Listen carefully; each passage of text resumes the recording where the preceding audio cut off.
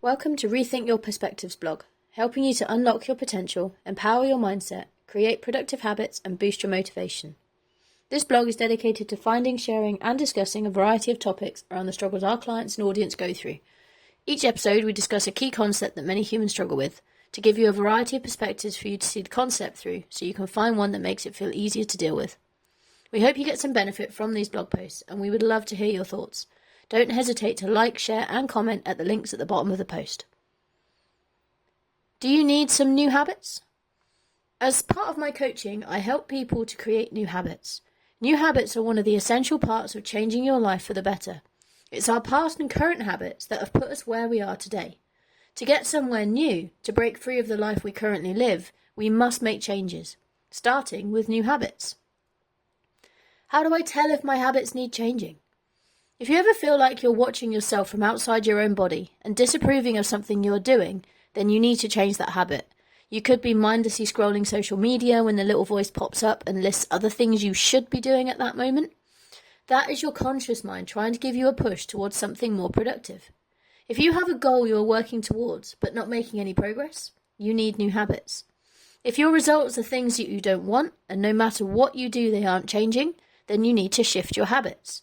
It is when you feel stuck, lost, off purpose, miserable, that you need to take a look at your habits and make some changes. Your current habits are caused by your paradigm, which wants you to stay where you are. It doesn't care whether you're happy or not consciously. It simply wants you to stay where you are, as that is known and, in its opinion, safe. How can I create new habits? Firstly, I will direct you to a previous blog post concerning how the mind works. It's called The Stick Person.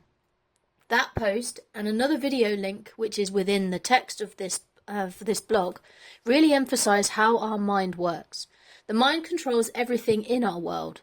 We use our mind to create thoughts. These create feelings, which put our body in a certain vibration and cause us to perform certain actions. To make changes to our physical world and our actions, we must first make changes in our mind. Once we understand that 95% of our behaviour is controlled by our subconscious paradigm, we can also understand that we can update our paradigm by making conscious decisions. Choosing another option, that our usual automatic behaviour starts to create new automatic behaviours. And that is the great thing about our minds. We have the ability to choose. We can choose either to accept or reject any idea or thought that pops into our mind. No one else can force you to think anything you don't want to. You may think that that is not the case, as that is how we've been conditioned, but you are the only person in control of your mind. You can choose to hear and then reject other people's thoughts and ideas if they don't resonate with you. There is an amazing book called Atomic Habits by James Clear that sets out how to make changes to your habits. He also has a newsletter that goes out every Thursday, and his website is full of useful information to help as well. The book goes through lots of helpful tips and research to help you identify your non-productive habits and turn them into productive ones. What I find works for me. I must point out that to make the habit shifts, the key underlying principle for success is having a big why.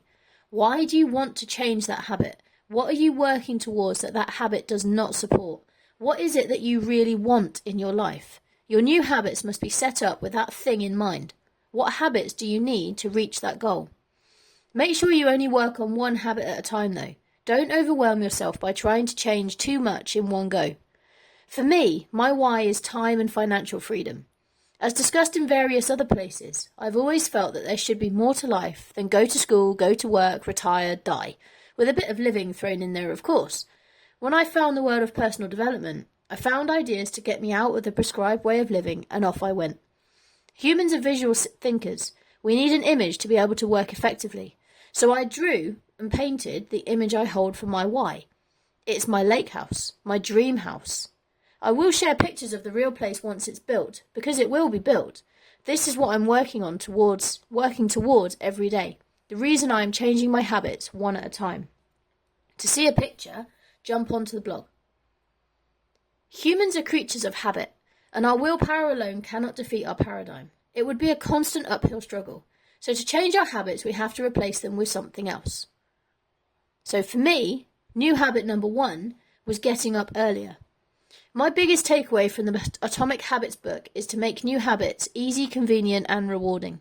The old habits that we have are habits because they're easy, automatic, and we get something from them.